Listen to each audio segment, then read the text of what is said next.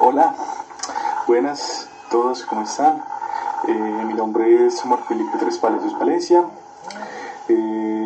Hago parte del grupo 10 de lectoescritura. Soy estudiante de psicología de primer semestre y estoy con la profe Yesenia Rincón.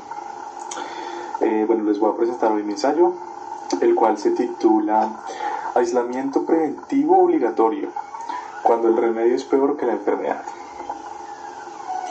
Bueno, pues muchos de nosotros, de los que estamos tomando el curso, pues nos hemos preguntado por qué COVID como tema de elección.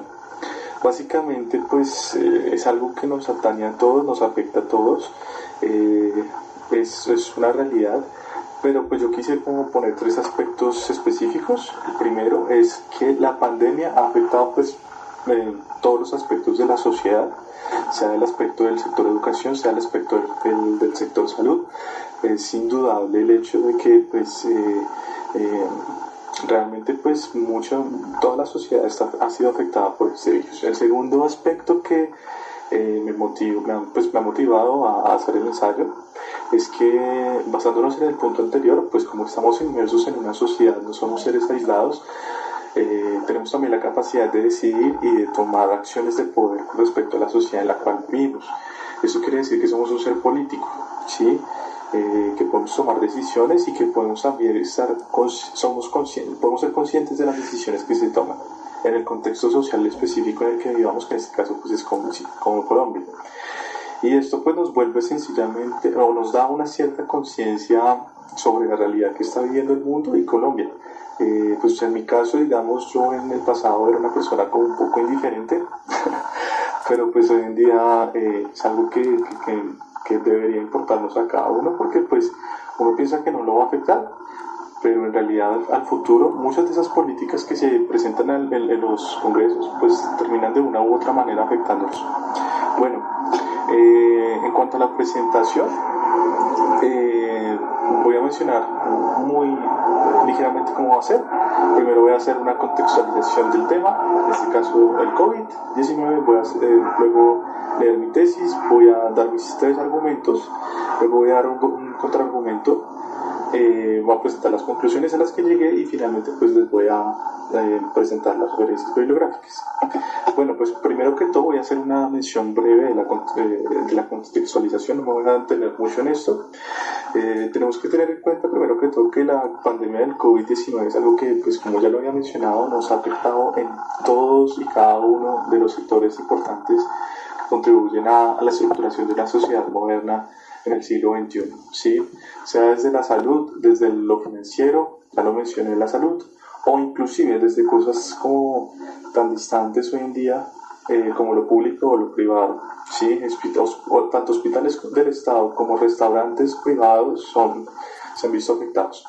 Vale, casos confirmados, estos son datos más concluyentes, más estadísticos, 65.633 muertes hasta el momento por COVID-19. Adicionalmente pues tenemos muchos negocios de distinto tipo que se han visto de manera fuerte afectados por el COVID-19.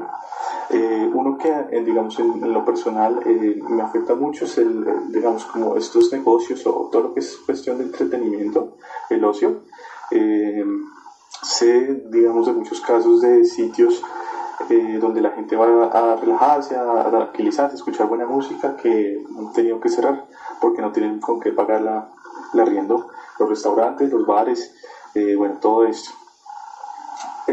Además, pues la educación, un pilar importantísimo de la sociedad, pues también se ha visto afectada, ¿sí? Ha tenido que cambiar sus dinámicas, la manera en cómo se enseña, en cómo se imparten los contenidos, la dialéctica y la pedagogía en general pues ha sido transformada, tanto en sus niveles básicos como superior.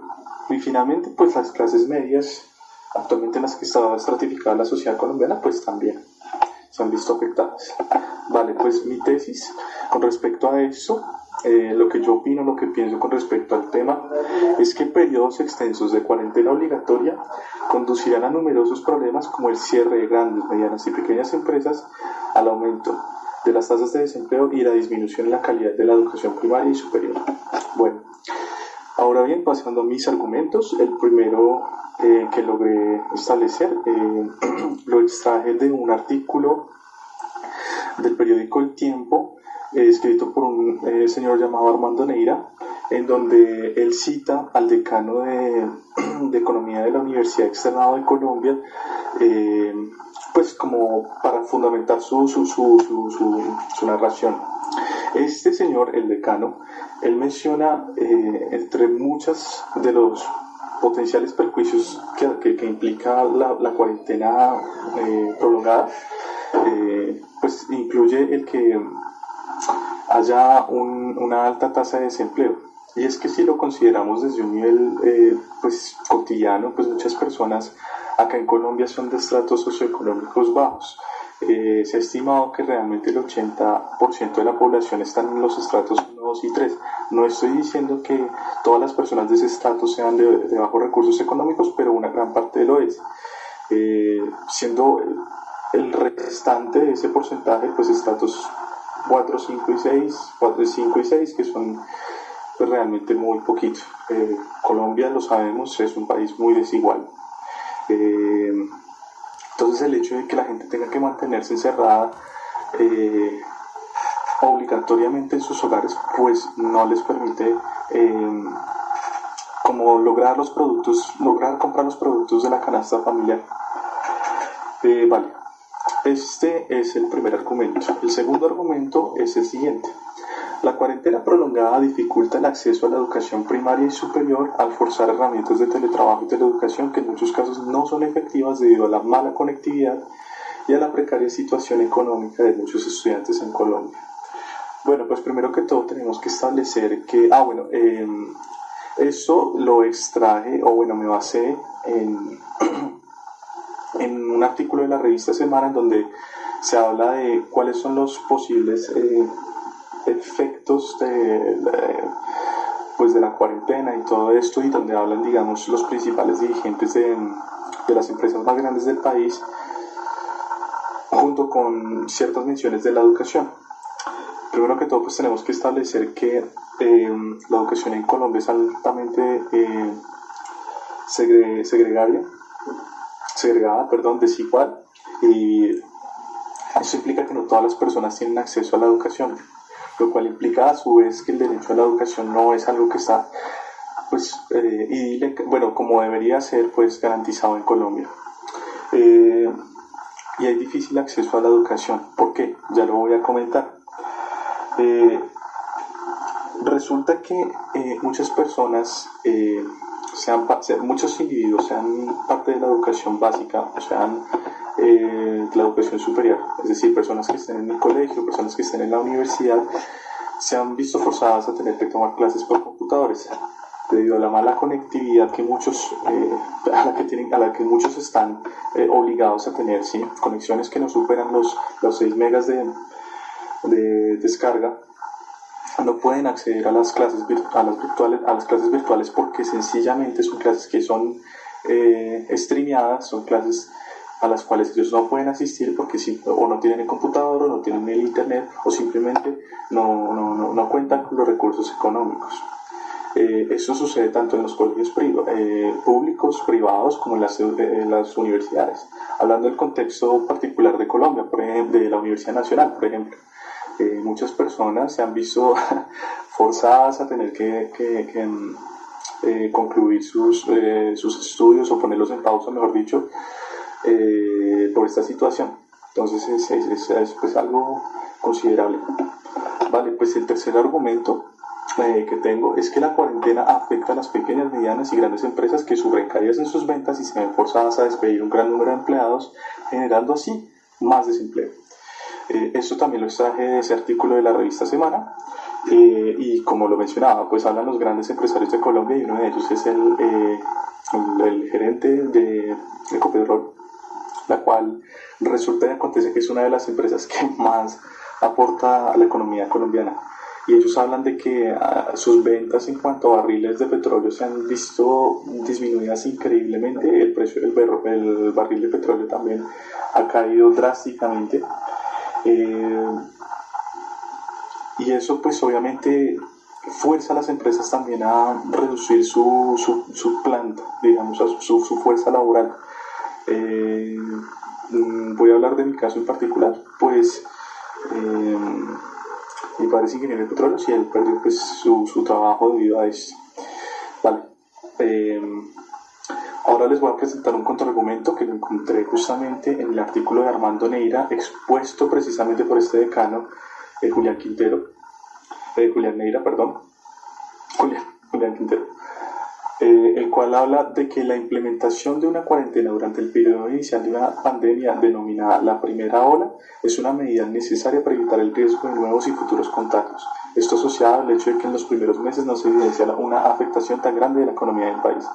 Vale, pues él de lo que habla es que es necesario, evidentemente, para evitar contagios, establecer medidas de aislamiento social preventivo en los primeros 2 meses de cuando surge la pandemia. Ya que si no hacemos esto, pues así no hagamos la cuarentena en el momento inicial y la economía esté bien, en el futuro eso se va reflejado en mayores gastos por parte del país porque van a haber nuevos contagios. Entonces él habla de que sí, en los momentos iniciales sí debería haber una cuarentena. Vale, sencillamente pues llegué a 2 conclusiones. La primera es un tanto como recoge un poco de ambos, digamos, sectores de argumentación, y es que considero que sí, es necesario tener una cuarentena inicial, un periodo inicial de cuarentena durante el periodo de la primera ola que está delimitada por los epidemiólogos. Sin embargo, es importante resaltar el hecho de que periodos más extensos, ¿sí?, de 6, de 8 o de 1 año inclusive de cuarentena van a afectar definitivamente a la sociedad, no solamente a la colombiana, sino a todo el mundo. Esto pues ya lo expuse en los otros argumentos que ya, bueno, en los argumentos que ya les he mostrado. Y a lo largo pues, de todo este proceso pues llegué a pensar ciertas cosas como de manera prospectiva, de manera propositiva, y dije como, bueno, en vez de hacer digamos, como este énfasis, meterle esta energía al enfoque prohibitivo, a la manera de hacer una analogía con la cuarentena, se debería más bien hacer énfasis o meterle recursos y esfuerzo, inversión a la educación como una manera, digamos, de prevención más fuerte para que la gente conozca realmente los riesgos de lo que es el COVID-19 y lo que esto puede implicar para una sociedad. Bueno, finalmente, pues las referencias bibliográficas. La primera referencia bibliográfica es del Centro de los Datos del CDC, que no la usé en la presentación, pero la usé en un párrafo introductorio del ensayo.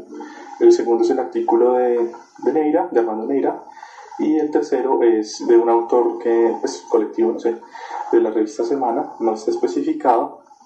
El segundo titulado, ¿qué va a pasar en el país después de este lunes? Y ¿cuál es la mejor estrategia para reabrir el país? Ese es el nombre del segundo. Vale, pues muchas gracias por escucharme, por escucharme mi presentación del ensayo. Y vale, que estén bien. Chao.